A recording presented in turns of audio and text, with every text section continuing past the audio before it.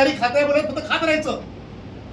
कामगारांचे पैसे खा, याचे पैसे खा, त्याचे पैसे खा आणि बिलं पास करत राहायची. किती क्वांटिटी होऊन गेली इकडे. याच्यापूर्वी सीएसएच होतं साहेब, क्लिअर सर्व्हिसेस, क्लिअर. त्याच्या अगोदर CISB होतं. ते CISB वाल्याने 1.5 वर्षाच्या लोकांचे PF चे पैसे नाही भरले. तुमच्या इकडे असे महाभाग आहेत, कामगारांना 16,000 रुपये पगार दिला, 3,000 रुपये परत मागून घेतात.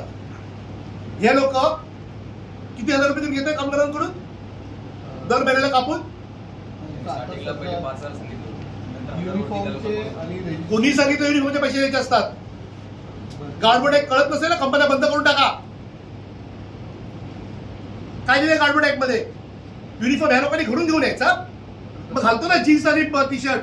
प्रिन्सिपल एम्प्लॉयर आम्हाला पे करत असतात, आम्ही तुम्हाला त्याचे सर्व्हिस चार्ज टाकलेले आहे त्याच्यामध्ये. टेंडर तुम्ही वाचलं नाहीत की नीट? टेंडर वाचायचं आणि नंतर बसायचं. कळलं? टेंडर मध्ये काय काय म्हटलंय. टेंडरची अमाऊंट तुमची जी आहे ती किती करोडची आहे? 27 करोड. किती वर्षासाठी? 2 वर्षासाठी. बसू तुमची गणित मी. 28 करोड मध्ये हे ऑफिसर लोक किती पैसे देताय तुम्ही लोक?